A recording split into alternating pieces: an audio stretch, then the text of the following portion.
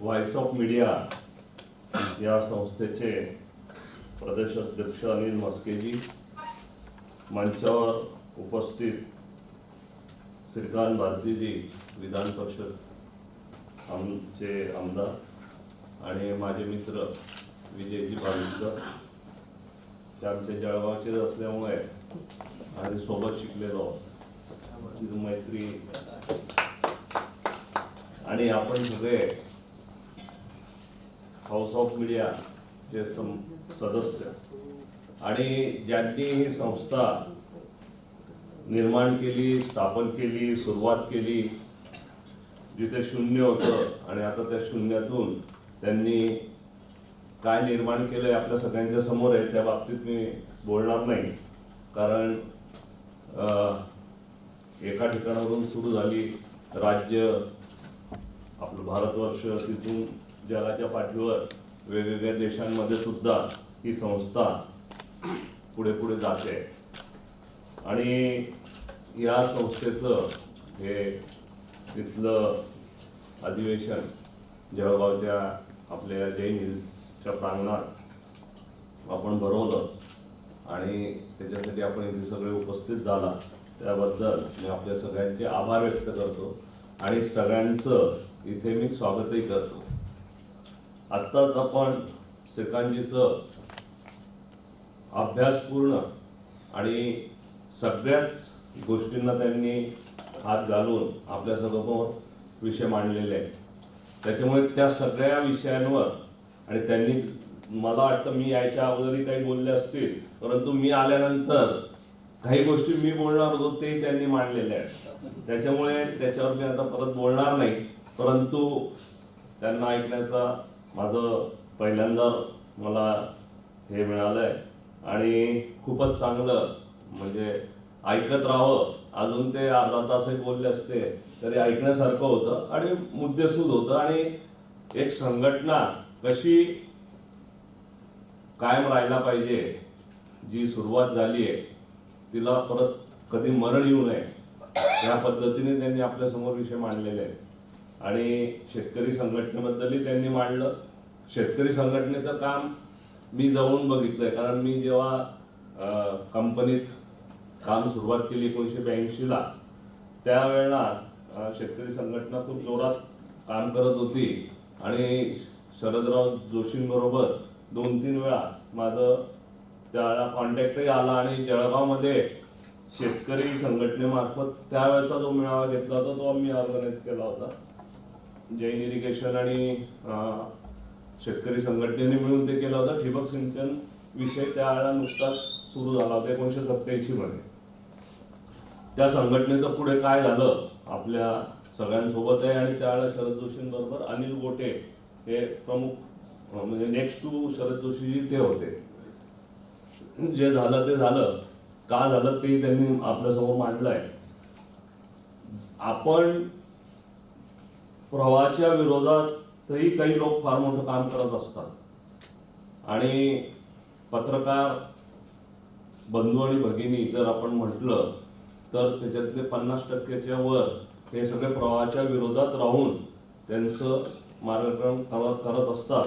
आणि ते आपल्यासमोर, म्हणजे जनतेसमोर जे खरं होतं आहे, खरं घडतं आहे किंवा चुकीचं घडतं आहे, हे सगळं मांडण्याचं जी हिंमत दाखवतात त्याला आपण प्रवाहाच्या विरोधात ते आहात असं म्हणतो. कारण प्रवाह जेव्हा चालू असतो त्याच्यात सगळे उड्या मारण्यासाठी तयार असतात. पण प्रवाहात राहून सुद्धा चांगलं काम करून दाखवणं हे आपल्याला शक्य आहे. शक्य नाही असं मुळीच नाही आहे. म्हणून प्रवाहात राहिलो आहे म्हणून आपण मग लिहू शकत नाही, बोलू शकत नाही किंवा मांडू शकत नाही असं होऊ शकत नाही. त्याचप्रमाणे ध्येय उद्दिष्टांसाठी जे लोक जीवाचं रान करतात त्यांना काळ प्रणाम करतो, इतिहास त्याची नोंद घेतो आणि शिलान्यासावर त्याच्या कर्तृत्वाची अमिट मोहर उमटते आणि ती कधी कोणालाही मिटवता येत नाही. याच्यातनं मी म्हणेन की संदीपजी काळेंनी जी सुरुवात केली आहे आणि आज त्याची वाटचाल 4 वर्षामध्ये जिथपर्यंत पोहोचली आहे ते निश्चितच एक ऐतिहासिक काम त्यांनी सुरुवात केल्यानंतर आपल्या सारख्या सगळ्यांनी ती पुढे नेलेली आहे आणि ती एक काळावर ते प्रमाण राहणार आहे आणि शिलान्यासावर त्याचं अवीट आणि कर्तृत्वाची अमिट मोहर उमटलेली आहे आणि ती परमनंट राहील अशी त्यांच्या कामावरून खात्री वाटते. परंतु त्याच्यासाठी काय होऊ शकतं किंवा काय येणाऱ्या या सगळ्या वातावरणात आपल्याला कुठे अडचणी निर्माण होऊ शकतात, कुठे आपण वाहून जाऊ शकू अशा वेगवेगळ्या गोष्टींबद्दल श्रीकांतजींनी आपल्यासमोर मांडलं. तर त्याच्यामुळे त्यांच्या सगळ्या बोलण्याकडे जर आपण पूर्ण त्याचं आत्मसात केलं त्यांनी म्हटलेलं, तर ही संघटना कधी थांबणार नाही, नेहमी पुढेच जात राहील आणि कधी मिटणार नाही अशी मला खात्री आहे. परंतु सगळ्या गोष्टींचा उहापोह आपल्यासमोर नेहमी राहायला पाहिजे. त्याचप्रमाणे नवनव्या संकल्पनांना मनाच्या कागदावरच गूढ अवस्थेत न रेंगाळू देता त्या प्रत्यक्ष कृतीत आणण्यासाठी नेटाने जोर लावण्याची विलक्षण क्षमता निसर्गाने प्रत्येकाला दिलेली असते. ती जो ज्या प्रकारे ओळखतो तशी कलाकृती निर्माण करतो. हे माझ्या वडिलांचे शब्द मी आपल्यासमोर मांडले. त्याच धर्तीवर आपल्या संघटनेचं काम सुरू आहे. एक आमचं प्रत्येक संघटनेचं एक विजन असतं, गोल असतो, क्रेडो असतो. जसं आमच्या कंपनीचं विजन वडिलांनी दिलेलं आहे, leave this world better than you found it. म्हणजे जन्म घेऊन आपण या जगाच्या पाठीवर जेव्हा आलो तेव्हा या जगाचा निरोप घेण्याच्या अगोदर आपण जे काही करतो, ज्याही क्षेत्रात काम करतो, जे काही करत असतो त्याच्यात काहीतरी चांगलं करून जा. आणि तेच ध्येय किंवा तेच विजन घेऊन संदीपजी काळेंनी याची सुरुवात केलेली आहे आणि ते सगळ्यांना पुढे घेऊन जाण्याचं कर्तव्य तुमच्या सगळ्यांचं आहे. म्हणून leave this world better than you found it हे सगळ्यांना लागू आहे. हे आमच्या कंपनीचं विजन असलं, मिशन असलं तरी ते सगळ्यांसाठी लागू आहे. श्रीकांतजींनी अजून एक गोष्ट जी सांगितली की राज्याच्या प्रमुखाने जिल्ह्याला जायला पाहिजे, जिल्ह्याच्या प्रमुखाने तालुक्याला जायला पाहिजे, तालुक्याच्या प्रमुखाने गावांपर्यंत पोहोचलं पाहिजे. त्याच्या मागे त्यांचा उद्देश तो होता की संभाषण, डिस्कशन आणि लिसनिंग या सगळ्या गोष्टींचा मिलाप हा झालाच पाहिजे.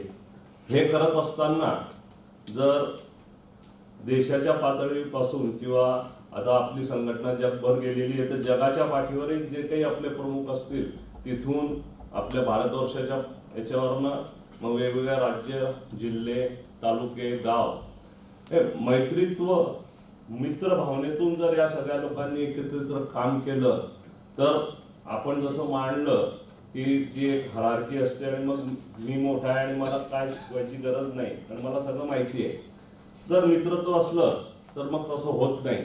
म्हणून मित्रत्व हा विषय आपल्या अजेंड्यावर सगळ्यात वर ठेवून आपली संघटना पूर्णपणे मित्रत्व या विषयावर जर आपण केंद्रित केली तर श्रीकांतजींनी जे अभिप्रेत केलं आहे किंवा असं घडलं पाहिजे ते निश्चितच घडेल असं मला वाटतं. समर्पणाची भावना जर वरच्यापासून शेवटपर्यंत असेल तर कोणतंच कार्य कठीण नाही. या संस्थेने त्यांचं जे काही एक गोल्स ठेवलेले आहे आणि पत्रकार त्यांच्या परिवारासाठी, त्यांच्या आजूभोवताली असणाऱ्या सगळ्यांसाठी ज्या ज्या गोष्टी करायच्या त्यांनी ठरवलेल्या आहे. ते एक ऑर्गनायझेशन जेव्हा असते ती जे काही सगळं ठरवते त्याच पद्धतीने आपल्या या ऑर्गनायझेशनने ठरवलेलं आहे आणि त्याच्यात निश्चितच आजपर्यंत ते काम करत आले आहेत. म्हणूनच ही संघटना एकापासून 30,000पर्यंत पोहोचलेली आहे, नाहीतर ते शक्यच झालं नसतं. आणि ट्रान्सपरंट वेने हे काम सुरू आहे म्हणून संघटना वाढते, परंतु ही संघटना अशीच परमनंट राहायला पाहिजे. त्या दृष्टीने ज्या काही वेळोवेळी येणाऱ्या गोष्टी आहेत त्याला त्याच वेळेला त्याला ऍड्रेस करून जर आपण पुढे नेलं तर कधीच विसंवाद होणार नाही. परवा जसं श्रीकांतजींनी सांगितलं की जगातील सगळ्यात मोठी ऑर्गनायझेशन, सेवाभावी ऑर्गनायझेशन खूप आहेत, वेगवेगळ्या प्रकारचे ऑर्गनायझेशन असतात, परंतु सेवाभावी ऑर्गनायझेशन म्हणून आपल्याला राष्ट्रीय स्वयंसेवक संघ आणि त्यांचे जे काही सगळे मेंबर्स आहेत त्या सगळ्यांवर ज्या पद्धतीने एक प्रभाव आहे किंवा त्यांचं कामकाज चालतं त्याच्याबद्दल 2 गोष्टी मी सांगेल. पहिली गोष्ट, आजपासून 1 वर्षापूर्वी सरसंघचालक मोहनजी भागवत यांनी भारतात 4 संवाद कार्यक्रम घेतले होते. North India, western India, south India आणि ईस्टर्न इंडिया. तर वेस्टर्न इंडियामध्ये राजस्थान, गुजरात, महाराष्ट्र, मध्य प्रदेश, छत्तीसगड आणि गोवा अशा 5-6 राज्यांचा सहभाग होता. आणि त्याच्यामध्ये त्यांनी ह्या सगळ्या राज्यांमधून मिळून 75 महानुभावांना चर्चेसाठी बोलवलेलं होतं आणि मुंबईला ती चर्चा झाली, त्याच्यात मलाही बोलवण्यात आलं होतं, मी गेलो होतो. आणि विषय त्यांनी आधी ओळख झाल्यानंतर विषय हाच होता, व्हॉट इज हिंदू, हिंदू म्हणजे काय, हिंदू राष्ट्र म्हणजे काय, आणि हिंदू राष्ट्र आणि राष्ट्रीय स्वयंसेवक यांचं त्याच्यावरचं म्हणणं काय, आणि समोरचे ज्यांना ह्या जे RSSशी संबंधित नाही पण त्यांच्यासाठी हे समजून घेण्यासाठी त्यांनी तो विषय मांडला. खूप चांगल्या पद्धतीने त्यांनी तो विषय समजून सांगितला आणि ज्या काही गोष्टी प्रत्येकाच्या मनात असतात त्याच्याबद्दल खूप चांगल्या पद्धतीने त्याचा खुलासा आम्हाला सगळ्यांना झाला. त्याच्यानंतर मी एक विषय मांडला प्रश्न उत्तराच्या याच्यात. मी प्रश्न केला होता की भारतात आधी 2 ऑर्गनायझेशन होत्या ज्या कार्यकर्त्यांच्या फॅक्टरी ज्याला आपण म्हणू, जसं आपण म्हटलं तसं कार्यकर्त्यांची फॅक्टरी, त्या 2 संघटनांना नेहमी पुढे यायच्या. एक राष्ट्रीय सेवा दल आणि दुसरं राष्ट्रीय स्वयंसेवक संघ. राष्ट्रीय सेवा दल आता कार्यरत नाही, फक्त राष्ट्रीय स्वयंसेवक संघ आहे आणि त्याच्यामधनं अजूनही कार्यकर्ते रोज निर्माण होत असतात आणि ते कार्यकर्त्यांची कार्यपद्धती ही जवळून मी पण बघितली आहे. आणि त्याच्यातूनच मी विषय मांडला की मी RSSशी संबंधित नाही, मी किंवा त्याचा मेंबर नाही, परंतु त्यांचं कामकाज बघितल्यानंतर जळगावमध्ये मला हॉस्पिटल ओपन करायचं आहे, जमीन मी देणार, बिल्डिंग मी बांधेल, इक्विपमेंट मी आणेल, परंतु ते सगळं चालवण्यासाठी जे सेवाभावी वृत्तीचे जे सगळे लोक पाहिजे, म्हणजे तो कंपाऊंडर पासून डॉक्टरांपर्यंत किंवा अकाउंटिंग विभाग असं ते जे अदर दॅन मेडिकल जे काही विषय असतील ते सगळं सांभाळण्यासाठी जर असे आम्हाला लोक पाहिजे तसे मिळत नाही, त्याच्यामुळे मग हे चालू करायचं, ती हिंमत करायची, कारण आम्ही आमचं काम रोज करत राहणार, पण हे काम करण्यासाठी त्या क्षेत्रातली जाणकार मंडळी पाहिजे. तेव्हा त्यांनी मला सांगितलं की तुमचं म्हणणं बरोबर आहे. 1-2 वर्षापूर्वीपर्यंत म्हणजे 1.5 वर्षापूर्वीपर्यंत RSS फक्त RSSशी संबंधित ज्या काही ऑर्गनायझेशन आहेत किंवा संस्था आहेत त्याच्यामध्ये काम करत होते किंवा आपलं जे कार्यकर्ते ते तिथे यायचे. परंतु 1.5 वर्षापूर्वी आम्ही ठरवलं आहे की राष्ट्रप्रेम, राष्ट्रभक्ती आणि ज्याला समाजासाठी काही करणं वाटतंय, समाजाचं आपण देणं लागतो, आपण समाजाकडनं रोज एवढं घेतो, त्याच्यासमोर खूप काही जास्त पटीने देण्याची वेळ असते, ती देण्यासाठी ज्या ऑर्गनायझेशन या भारतात काम करत असतील त्यांना आपण सहकार्य केलं पाहिजे. ते RSSचा विचार घेऊन चालणारे असो किंवा नसो, हा विषय बाजूला ठेवून चांगलं काम करण्यासाठी कार्यकर्ते त्यांच्यासाठी सुद्धा आपण उपलब्ध करून दिले पाहिजे.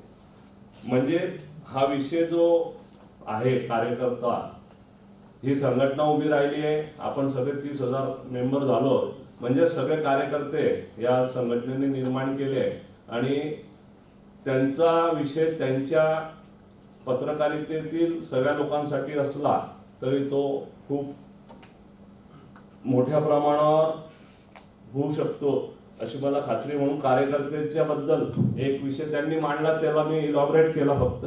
आणि परवाची मला माझं पूर्वसंचित किंवा पूर्वजन्मीचं काही मी पूर्वजन्म असेल त्याला काही थोडंफार पुण्य शिल्लक राहिलं असेल, त्याच्या हिशोबाने मला सुद्धा परवा अयोध्येला त्या प्राणप्रतिष्ठा सोहळ्याला जाण्याचा योग आला. हे माझं भाग्य होतं. तिथे गेल्यानंतर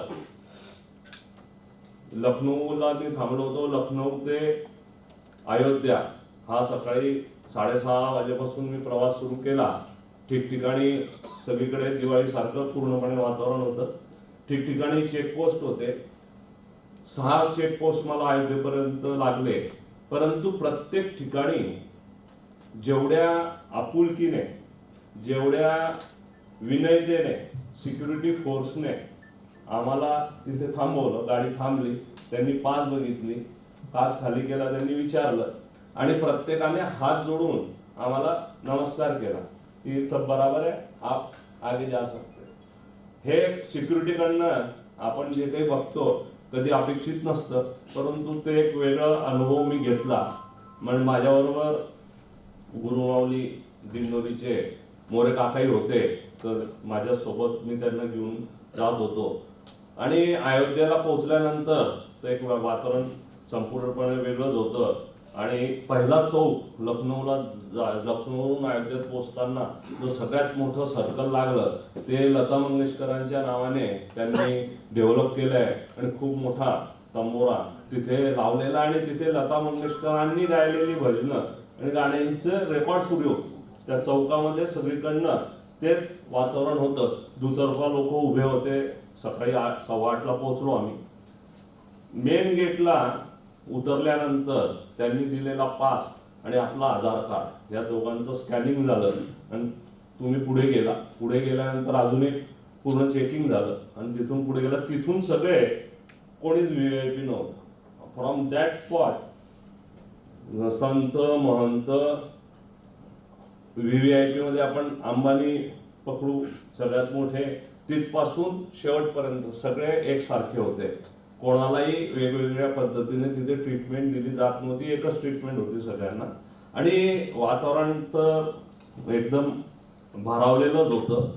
आणि तिथे सुद्धा ज्या विनयतेने सगळ्या कार्यकर्त्यांनी काम केलं, कोणतंही तिथे प्रोफेशनलिझम नव्हतं.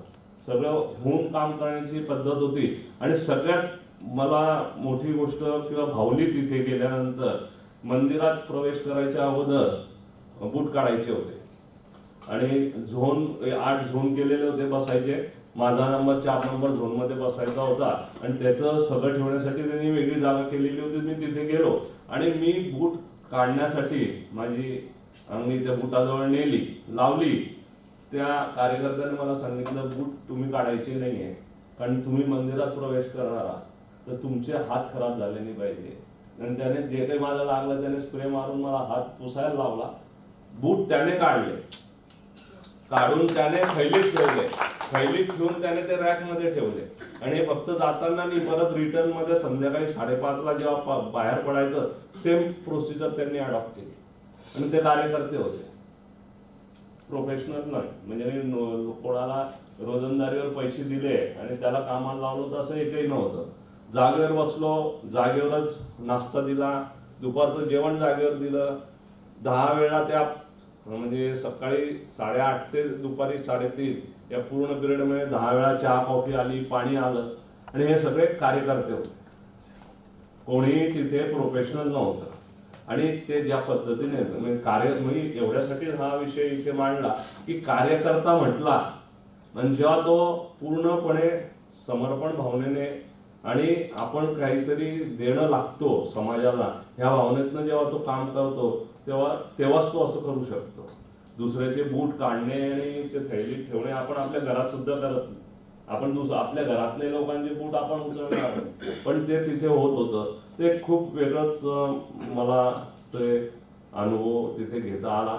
बाकीच्या भरपूर गोष्टी आहेत, सगळं वेगळ्या पद्धतीने ते सगळं झालं. पण समर्पण, संघटन, मित्र भावना आणि देवत्व म्हणजे आपण ज्याला अतिथी देव भव हे जे काही म्हणतो त्या पद्धतीने सगळं होतं.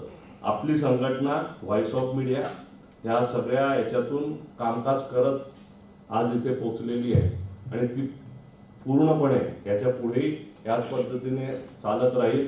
किंबहुना जिथे जिथे चुका, एवढं काम करत असताना चुका होणार, पण त्या चुका वेळेवर समजून आपण जर त्या सुधारणा केल्या आणि येणारं नवीन जग किंवा नवीन काळ, जसं पंतप्रधान मोदीजींनी सांगितलं की आता नवीन एक काळ संपला तर अजून एक नवीन काळ पुढे येतोय आपल्या सगळ्यांसाठी, तर त्या काळाला सोबत राहून आपली संघटना आपल्याला पुढे न्यायची आहे.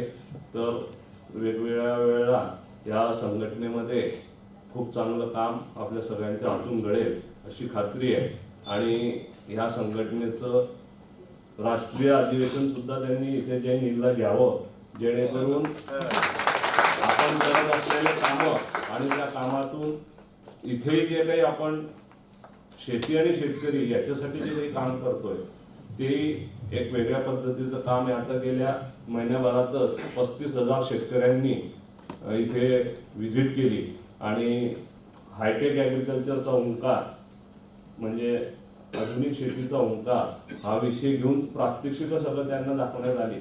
म्हणून आपण जो एक अजून मुद्दा मांडला की बोलणं व्हायला पाहिजे, संवाद व्हायला पाहिजे, तो हा आमचा कार्यक्रम तोच होता, संवाद.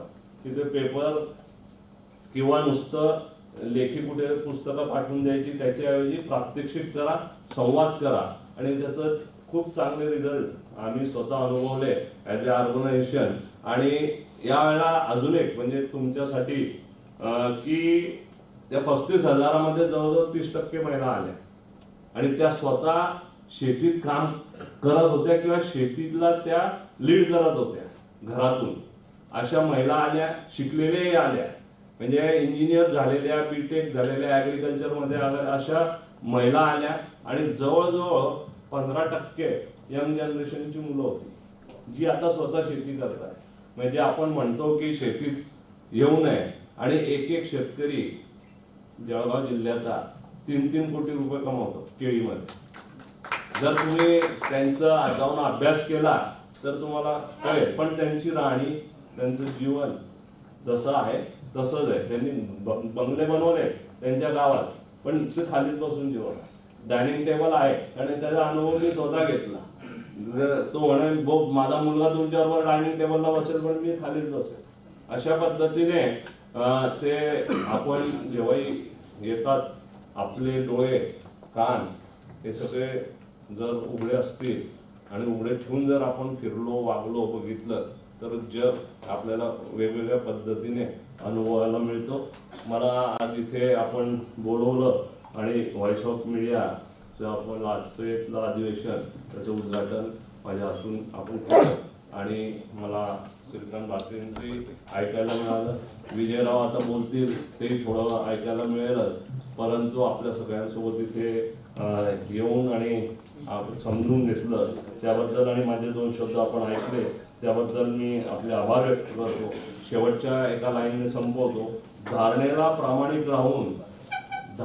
प्रामाणिक राहून जे जगतात तेच उज्ज्वल इतिहास निर्माण करतात. जय हिंद, जय महाराष्ट्र.